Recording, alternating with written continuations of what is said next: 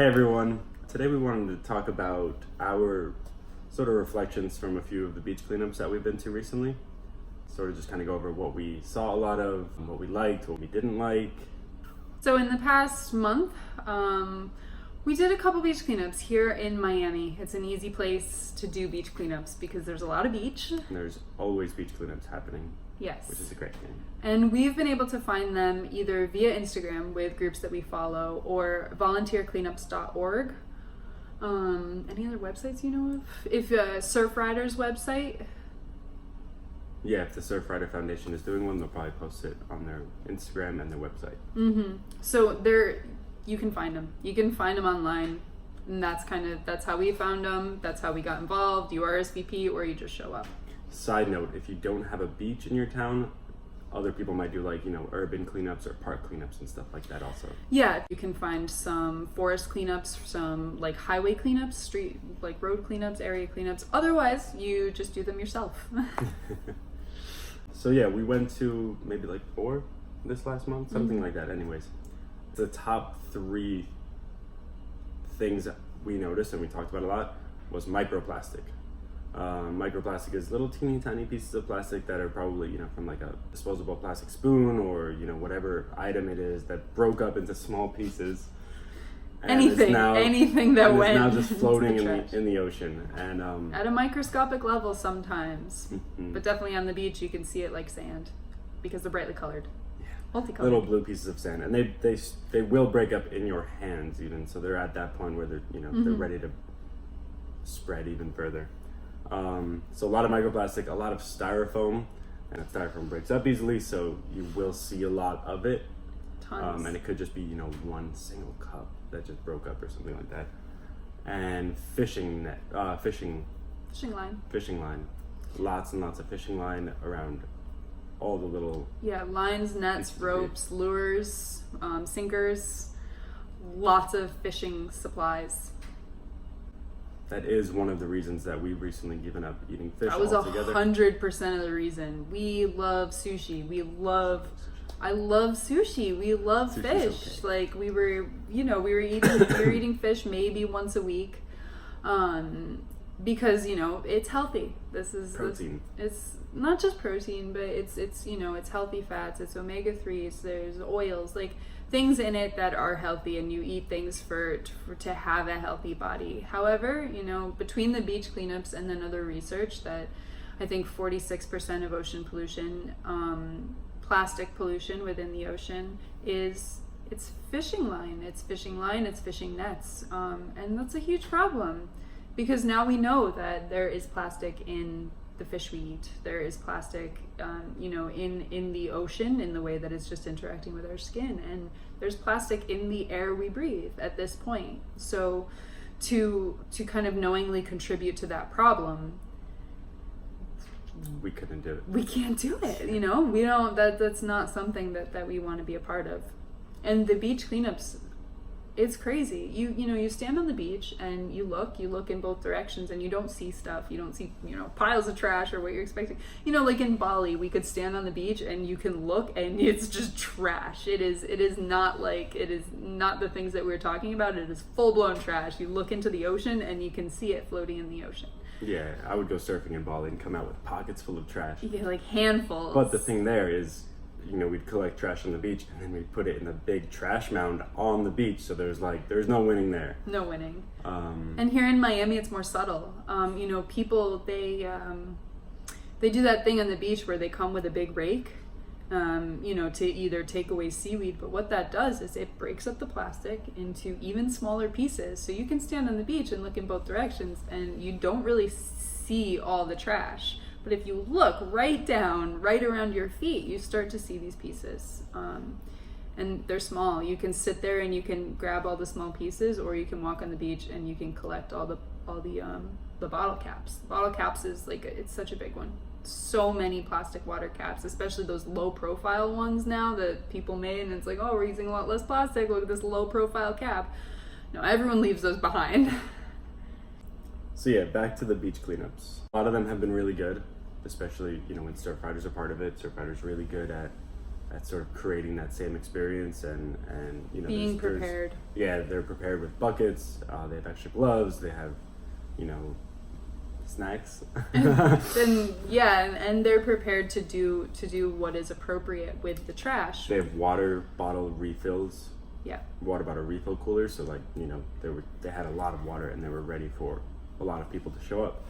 And then there are other organizations, and I guess this is where people start to complain about things like the bandwagon. And what I think can even make people resistant to being a part of these big community level changes is that you get people who are maybe riding the bandwagon without the same level of commitment, the same level of understanding, the same level of knowledge.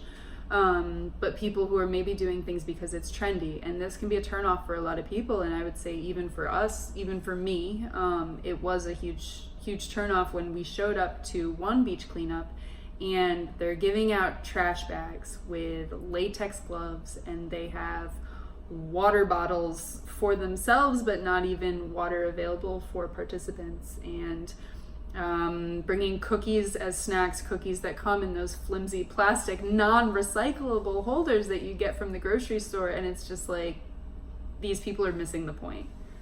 They're not informed, but the work is still being done. You know, people are showing up, especially kids that need community service hours for school. They're showing up and they're doing the work. So I think what I learned from these beach cleanups is going in with knowledge. We go in with knowledge, so we kind of know what we're doing, what we're looking for, and the way things are affecting us. So if you're going in with the knowledge, then you can go in ready to explain the knowledge, and share, explain, help, yeah. So even share. just showing up, we always show up now, I guess, with our own gloves and with our own tote bags. And yeah, the tote bags are going to get dirty, but you know, we'll wash them and then we'll reuse them again. And we showed up with our own water bottle. We use big glass mason jars just because they hold so much water. And even the organizers of the event for this one, they were like, "Wow, you guys are hardcore. Like, we brought our own water bottle." It's like, I get, yeah, it's so even just leading by example, you know, we didn't even have to say very much to make an impression, and to kind of show, be an example of the things that can be improved. It's going to be exciting, I would say, when we start hosting our own. You know, so if you're hosting a beach cleanup, you know, make sure you're prepared. Make sure you kind of know what you're doing, reducing waste as much as possible. If you have to give people plastic bags to collect other plastic in, then in the end, just at least make sure that you're putting all things into as few trash bags as possible. This is even a tip for individuals. If you're taking out the trash, make sure it's full, because otherwise you're wasting a whole trash bag. An entire trash bag. And that's more plastic that's just going into the system. So yeah, it'll be exciting when we do them in the future. And one thing that I would like to make sure we do, if, you know, when we move to the coast, when we kind of host these cleanups, whether they're beach cleanups or forest cleanups or just community cleanups, is give people some information. Like, let people know some facts and figures, let people know why we're doing it, let people know the things, the products that can help them for this cleanup, that can help them in their life. Just raise as much awareness as possible, because that is like, the action is great. The action is what's probably getting work done, but raising awareness is what's going to impact people, what's going to give people the talking points, give people the mental notes where they can think about these things later. Knowledge is power. It is absolutely power, and it is so contagious. So the more you can share, by, you know, you go through the experience, people see what you're doing, maybe people ask what you're doing, and you know what to say. You know how to explain what we're doing and why it's important. And I think that is like a big part of doing these community organized cleanups. Mm-hmm. Solid. Then, like, the action that you talked about, that's a good action, just becomes another good activity. You know, so we live this lifestyle that you know, we're low waste, we're zero waste.